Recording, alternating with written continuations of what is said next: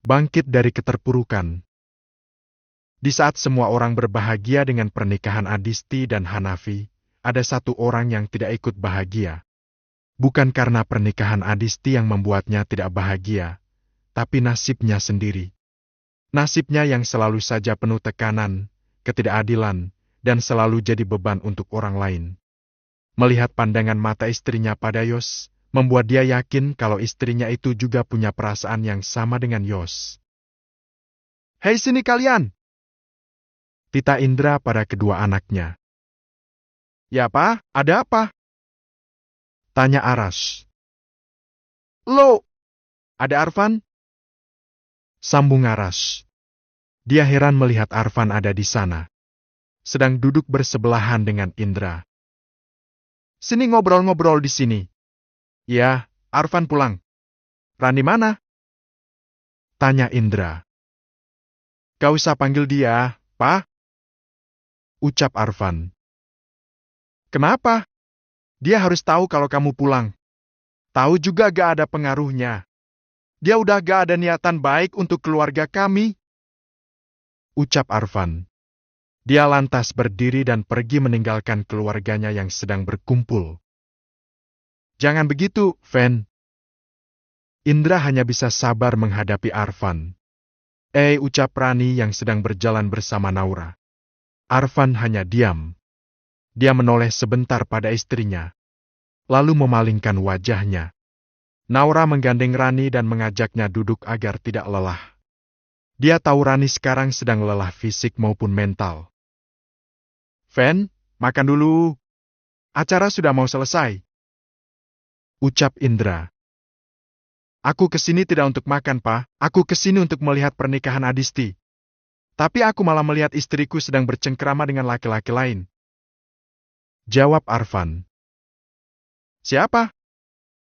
tanya Indra. Yang lain pun ikut terkejut dengan ucapan Arfan. "Yos," jawab Arfan. "Hah? Salah paham kamu," ucap Yos spontan merespon ucapan Arfan. "Gak apa-apa kalau kamu mau ambil aja." Ucapan Arfan itu sangat menusuk hati Rani. "Kamu pikir aku barang, ah?" ucap Rani. Ya, aku minta maaf. Kalau tahu bakal gini, aku mendingan gak usah dateng. Malah bikin Arfan salah paham." "Tenang, Fen. Aku gak ngapa-ngapain.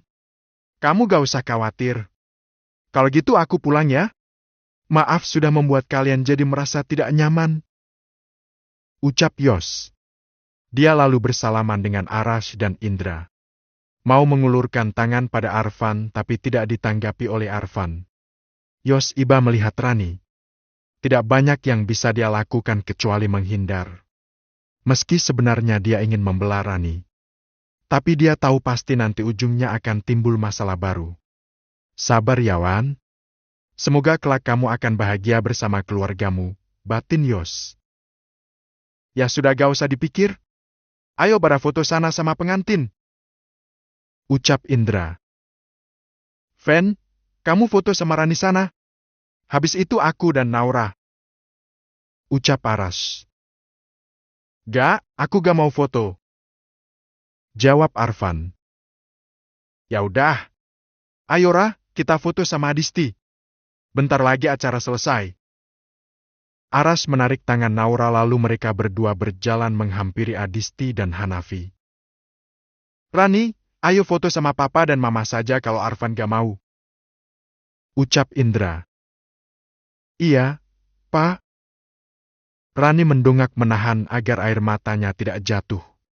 Berusaha menenangkan hatinya sendiri. Dia ingat kata Naura.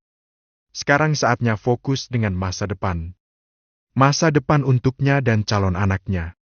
Arfan hanya diam saat melihat Rani foto dengan pengantin bersama Indra dan Novia. Dia hanya duduk mengawasi pergerakan Rani. 3 hari kemudian, gaji yang ditunggu-tunggu Rani akhirnya cair juga. Dan dia langsung mengajukan pengunduran diri. Sudah mantap untuk berwirausaha saja karena dia sudah punya tabungan lumayan banyak. Dan keesokan harinya dia langsung menemui Aras dan Naura untuk meminta pertimbangan. Apa saja yang harus dia beli untuk mempersiapkan usahanya. Gini aja, Ran. Nanti biar aku yang bantu siapin semuanya. Aku akan carikan tempat yang strategis juga untukmu bisa jualan. Ucap Aras. Makasih ya, Rash. Aku gak tahu harus bilang apa selain terima kasih. Maaf aku udah merepotkan kalian. Gak usah bilang begitu, Teh. Kita saudara. Jadi harus saling bantu. Kamu harus belajar membuat teh yang wangi, legit dan kental duluan. Teh yang aku pakai juga rahasia nih. Ada 3 merek teh yang aku pakai untuk menghasilkan teh yang seperti aku harapkan. Bentar aku ambilin. Aras masuk lalu mengambil teh racikannya. Makasih ya, Rash. 3 ini dicampur ya? Tanya Rani saat Aras memperlihatkan teh racikannya. Ya, Ran. Ini teh yang aku pakai untuk jualan. Cara nyeduhnya juga harus tepat. Ayo aku ajarin. Aras mengajari Rani untuk membuat teh yang enak dan terekstrak dengan baik. Aras menjelaskan dengan ditemani Naura. Ini memang usaha baru mereka setelah basreng pedas dan bakso mekar. Semua karena Aras ingin ada tambahan usaha yang cocok di musim panas seperti sekarang. Menjadi pengusaha memang harus ulet. Tapi tidak semua dia kejar. Hanya benar-benar dia bisa menguasainya. Aromanya enak dan rasanya. Rani menyeruput teh yang baru saja dibuat bersama Aras dan Naura. Enak kan? Iya, Rash. Enak banget. Nanti bikinnya sedikit dulu aja ya, Wan. Kita pakai wadah ini untuk menyimpan tehnya. Teh ini bisa kuat sampai 8 jam. Dan tidak berubah rasanya. Aku udah praktek. Nanti kamu bisa coba. Teh yang aku bikin hingga gampang basi. Setelah 8 jam jangan dipakai lagi ya. Kita seduh teh yang baru aja untuk menjaga kualitas rasa. Ucap Aras. Ya Ras, makasih ya. Aku gak sabar pengen cepet jualan. Semoga aja aku bisa seperti kalian. Meski sendiri, aku harus bisa sukses juga kan? Rani memang sudah mulai bangkit dari keterpurukan. Wah, Teh Rani semangat sekali. Ya Dangkra, kan kamu yang ngajarin. Oh ya Teh, nanti Teteh jualan di sebelah sana aja. Di depan perumahan. Karena di situ jalan keluar masuk perumahan, pasti banyak yang melihat. Oh gitu ya? Oh ya Ras, terus nanti jualannya harus pakai apa? Kalau boot portable itu murah tapi agak terlalu kuat dan terlihat. Kalau boot container itu mahal.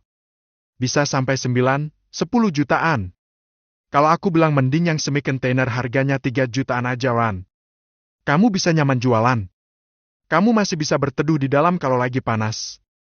Oh gitu ya? Ya udah aku ngikut aja, Ras. Aku nitip uang 5 juta ya. Ucap Rani. Rani terlihat bahagia. Dia sangat bersemangat. Dan itu yang membuat Aras dan Naura juga ikut senang. Ya Ran, nanti aku akan urus semuanya. Kamu terima beres saja. Nanti kamu bisa langsung jualan. Ya Rash. Rani mengambil sejumlah uang dan dia berikan pada Rani. Dia berharap usahanya bisa untuk seterusnya. Aku pergi dulu ya. Ra, ajak Rani bungkusin basreng aja biar gak banyak ngelamun. Itu basreng udah siap packing loh. Hehehe. Ke Aras ini. Yuk Teh. Kita bungkusin basreng. Ajak Naura. Mereka lalu ke ruang produksi untuk membantu yang sedang bekerja di sana. Saat di ruang produksi, Naura melihat ada seseorang yang sedang mengobrol dengan Aras di depan pagar rumahnya. Ngapain dia ke sini? Gumam Naura, otak kanan laki-laki. Melihat Rani sudah mulai bangkit dan mulai jualan teh sendiri, membuat Aras, Naura, Indra dan Novia senang. Rani banting tulang sendiri menjual teh. Kadang Naura membantunya juga setelah semua pekerjaan di rumah selesai. Kak, apa yang harus aku lakukan untuk membantu Teh Rani agar tehnya semakin laris? Tanya Naura saat duduk berdua dengan Aras di ruang tengah. Membuat pembukuan tentang penjualan mereka hari ini. Katanya anak marketing. Kok nanya? Hehehe. Semua butuh proses, Ra, tapi gak sampai zang kan? Tanya Aras yang menggenggam segepok uang recehan hasil jualan bakso mekar tadi pagi. Enggak sih. Pasti ada yang beli. Tapi ya paling banyak kadang cuma 10 cup. Bagus itu. Karena ibaratnya kita pakai brand sendiri. Dan membangun brand itu gak mudah. Tapi harus bertahan dulu dengan kualitas yang sama bagusnya. Dari 10 tiap hari itu, ada gak orang yang datang lagi untuk beli di lain hari? Masih 10 masih ingat orang-orangnya kan? Aku gak tanya Teh Rani sih kak. Besok aku coba tanya. Aras masih menghitung uang jualan tehnya dan setelah selesai dan masuk pembukuan, dia serahkan ke bendahara. Sudah selesai Bu Bendahara. Dihitung dulu Bu. Totalnya segini. Ucap Aras sambil menyerahkan segepok uang untuk Naura. Naura menghitung ulang yang sudah dihitung suaminya. Setelah cocok baru dia simpan. Setelah selesai menghitung pendapatan hari ini, Aras mengambil alih remote TV dan menonton yang dia suka. Gonta-ganti channel entah apa yang diinginkannya. Aku punya ide kak. Ucap Naura tiba-tiba. Jawab Aras. Dia masih sibuk menonton tayangan yang dia suka. Rumah Berkah. Kak, sini dang. Aku punya ide. Naura duduk di sebelah Aras. Tapi Aras tidak mau menoleh. Laki-laki itu tetap menonton TV. Sampai 3 kali dipanggil, Aras masih fokus pada TV dan mengganti-ganti channel saat iklan. Sampai Naura sampai kesel dibuatnya. Naura ingat tadi dia sekilas menonton video dokter Aisyah Dahlan tentang otak laki-laki yang merupakan otak benda. Karena tadi dia lihat sekilas, akhirnya dia ambil handphone dan dia cari videonya lagi. Dia tonton sampai habis. Lalu Naura senyum-senyum. Otak laki-laki itu otak benda. Karena otak kanan laki-laki lebih dominan dari otak kirinya. Makanya dia suka benda. Kadang bagi perempuan ini membuat kesel. Kelihatannya di rumah tapi cuma main handphone, nonton TV, atau baca buku, hobi pelihara burung, ikan dan lain sebagainya. Bagi istri gak usah kesel. Kalau mau ngomong tinggal colek aja. Dia akan jawab kok. Batin Naura mengulang lagi apa yang tadi dia dengar di video. Lalu mempraktekkan. Kakak. Ucap Naura sambil mencolek pinggang Aras. Apa sih, Ra? Ngomong aja. Ngajakin ke kamar? Enggak. Gini loh, Kak. Aku punya ide. Gimana kalau Teh Rani sambil bikin pesanan teh cup juga? Kemarin aku ikut pengajian dan dapat snack. Dalamnya ada teh dengan gelas ukuran 8 atau 9 ons.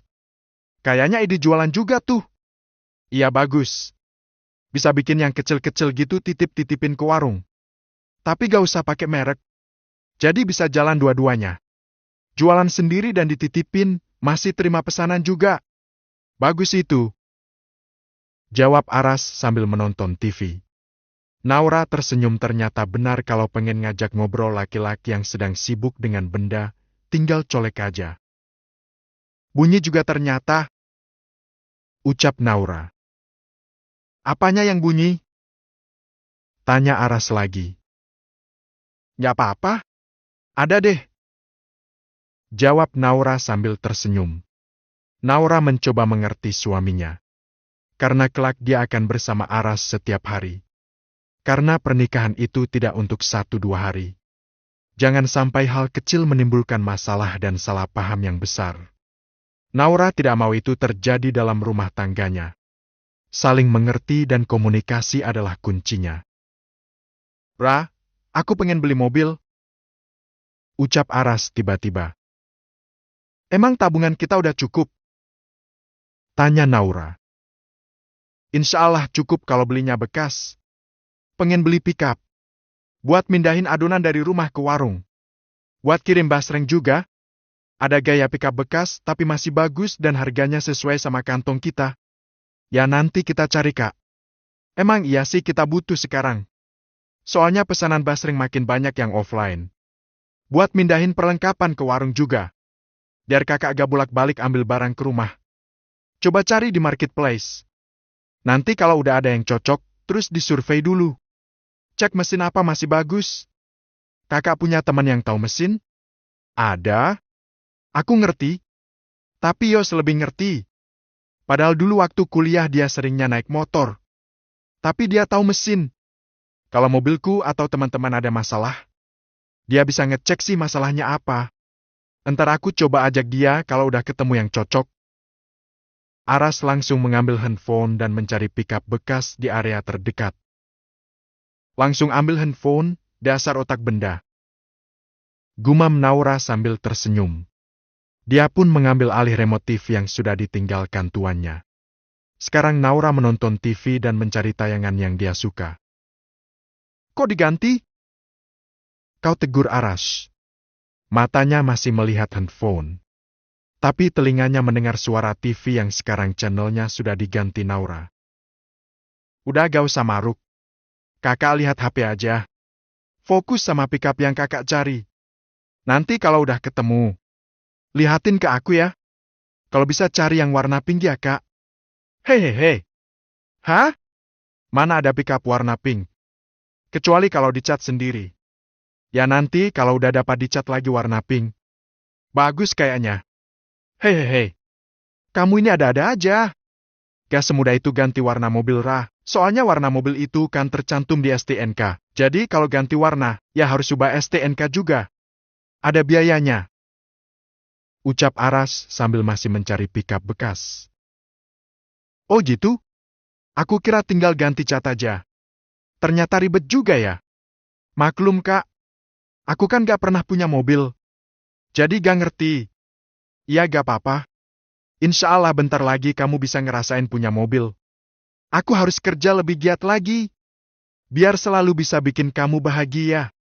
Kakak. Naura terharu mendengar ucapan Aras. Dia merasa selalu dimanjakan oleh Aras, meski kadang Aras juga tak segan menegur kalau dia salah. Aku bicara begini gak gratis loh. Ternyata ada maunya. Nyesek udah terharu tadi. Naura memanyunkan bibirnya. Ayo. Aras tiba-tiba menarik tangan Naura. Mulai deh. Terus pikupnya gimana? Udah gampang. Nanti bisa cari lagi kalau gak ngantuk. Yang penting ini dulu. Bocil pengen dimanja sama tuannya. Semoga kali ini dapat adeknya Alfa. Ya Allah. Naura akhirnya pasrah dengan apa yang akan Aras lakukan. Hampir setiap hari mereka melakukan hubungan suami istri. Tapi sampai bulan kedua setelah Alfa meninggal, Naura belum juga hamil. Doa seorang istri. Sudah 3 bulan Alfa pergi. Tapi Naura belum juga hamil lagi. Sampai tiap hari Aras dan Naura berusaha untuk mendapatkan momongan lagi. Tapi hasilnya belum ada. Bahkan hari ini Naura harus bersabar lagi karena dia menstruasi lagi. Air mata pun tak bisa dibendung. Dia rindu menggendong dan menyusui Alfa. Bahkan sampai saat ini pun ASINya masih keluar. Karena Naura masih rajin memompa. Ra, nanti malam lagi ya? 1 kali aja cukup, hehe. Ucap Aras saat masuk kamar. Dia tidak melihat Naura sedang menangis karena posisi Naura memunggunginya. Maaf kak, aku sedang datang bulan. Sabar ya. Seminggu lagi. Ucap Naura sambil menghapus air matanya. Dia tidak ingin Aras melihatnya menangis. Ya agak-agak lagi. Ya udah gak apa-apa. Habis nangis lagi? Tanya Aras. Dia lalu menghampiri Naura dan merangkulnya. Maaf ya kak. Bulan ini gagal lagi. Allah belum kasih kita kepercayaan lagi. Naura menoleh ke arah suaminya. Tapi Aras justru tersenyum padanya. Udah gak usah dipikir. Mungkin Allah sedang menyiapkan sesuatu untuk kita. Sesuatu yang baik tentunya. Katamu kita harus selalu berbaik sangka atas keputusan Allah. Iya, tapi... Udah gak ada tapi. Semua karena kehendak Allah. Kalau Allah belum kasih ya udah. Sabar aja. Kalau hari ini belum dikasih, mungkin besok. Kalau besok belum dikasih, mungkin lusa. Dan seterusnya. Itu kan kata-kataku. Kakak copy paste. Ucap Naura sambil mencubit pinggang suaminya. Gak sakit, tapi geli. Hehe. Kak. Naura menyandarkan kepalanya di bahu Arash. Dan tangan Arash pun sigap merangkul Naura. Mengusapnya dengan lembut agar istrinya ini tidak sedih lagi. Kita nikmati aja dulu berdua. Kita kan gak pernah pacaran. Nah sekarang saatnya kita pacaran. Sambil menunggu Allah kasih kita anak lagi. Kali aja kalau kita sabar, Allah kasih selusin langsung. Emang piring cantik. Selusin. Segede apa itu perut? Hehehe. Nanti aku bantuin angkat perut. Udah ah. Kakak ini bercanda terus. Aku mau mompa lagi. Masih keluar ya? Masih kak. Besok mau aku kasih ke Bu Aisyah. Untuk anaknya? Iya. Alhamdulillah masih bisa bermanfaat. Untungnya kita bisa ketemu sama Bu Aisyah. Jadi asiku bisa bermanfaat buat anaknya. Kamu gak pernah lihat anaknya Bu Aisyah? Enggak. Aku juga gak mau lihat. Nanti malah inget Alfa lagi. Naura lalu duduk di depan meja rias untuk memompa asinya. Anaknya cewek apa cowok sih? Cowok kak. Makanya aku gak mau lihat. Takut sedih dan inget Alfa lagi. Cukup asiku saja yang sampai. Tapi kita harus ingat loh. Jangan sampai menikah dengan anak perempuan kita. Karena saudara sepersusuan kan haram dinikahi. Ya kan? Ya kak? Aku udah punya foto Bu Aisyah. Untuk jaga-jaga kalau suatu saat kita kehilangan kontak. Ucap Naura. Ya baguslah kalau begitu. Besok pasti suaminya ngajak main catur lagi. Kasihan Bu Aisyah. Punya suami tapi senengnya main catur aja. Kakak berani nolak dang. Makanya aku kurang suka kalau dia datang ke sini. Mana ngajak catur di jam kerja lagi. Kan kakak harus ke warung. Ya aku udah tolak kok. Sekali dua kali sih oke. Tapi lama-lama jadi kebiasaan. Jawab Aras. Berteman itu boleh. Tapi dalam agama kita kan dianjurkan memilih teman. Berkumpullah dengan orang-orang soleh. Maka kita juga akan ikut ketularan. Kalau sudah jelas bikin kita lalai bekerja, beribadah, ya sudah pilihannya menjauh. Gak perlu gak enak untuk menolak kak. Ini untuk kebaikan kakak. Iya Ustadzah. Aku juga sudah menjauh. Tapi kan nama suami Bu Aisyah Pak Soleh kan? Jadi aku harus berteman dengan dia dang. Kan berteman dengan orang soleh. Hehehe. Haduh. Bisa aja ngelesnya. Pokoknya aku gak suka kalau kakak jadi kebiasaan main catur sampai lupa waktu. Naura keluar bawelnya. Tapi Aras justru merasa lucu kalau Naura sedang seperti ini. Ya sayang. Apa sih yang gak buat kamu? Keesokan harinya, tetangga Aras dan Naura datang lagi. Seperti biasanya dia datang di saat Aras akan pergi ke warung. Dan itu membuat Naura kesal. Tapi dia tahan. Dia tunggu suaminya untuk tegas dan menolak. Naura pura-pura menyapu lantai ruang produksi sambil mengamati interaksi antara suaminya dan Pak Soleh. Dia ingin melihat apa suaminya berani menolak atau tidak. Naura seperti detektif. Mengawasi suaminya. Bahkan dia sudah siap jika sewaktu-waktu diperlukan. Sepertinya pembicaraan mereka semakin alot. Apa aku yang harus turun tangan? Enggak. Kayaknya gak sopan. Aku lihat dulu aja. Kalau Pak Soleh maksa ke Aras terus, aku akan turun tangan. Ya sudah Mas Arash. Makasih. Lain waktu saja. Maaf sudah mengganggu. Ucapan Pak Soleh itu terdengar sayup-sayup di telinga Naura. Dia pun lega karena akhirnya Pak Soleh pergi juga. Udah, tuh orangnya udah pergi. Gak usah nguping dan jadi mata-mata deh. Ucap Aras saat menghampiri Naura. Hehehe, tahu aja aku lagi jadi mata-mata. Naura meletakkan sapunya. Lalu membantu Aras menaruh perlengkapan yang akan dibawa ke warung bakso Mekar. Oh ya Ra, nanti setelah dari warung aku mau survei mobil pickup. Udah dapat satu. Nanti dilihat dulu kondisi mesinnya. Semoga aja bagus. Biar bisa secepatnya aku beli. Dan besok bisa mulai pakai pickup ke warung. Amiin, iya kak. Hati-hati ya. Semoga aja cepat dapat ya. Mereka berdua menata perlengkapan dan bahan di keranjang sepeda motor yang biasa disebut juga kerombong. Dibuat dari anyaman plastik berwarna hijau. Ya inilah yang Aras pakai setiap hari untuk mengangkut semua bahan untuknya berjualan bakso mekar viral sedangkan untuk teh cup dia siapkan di warung. Termasuk es kristal yang bisa dibeli dekat warungnya. Sudah siap? Aku berangkat dulu ya, Ra. Doain laris ya. Biar cepat pulang. Ucap Aras. Amiin, kan gak bisa langsung pulang. Kakak kan mau survei pickup dulu.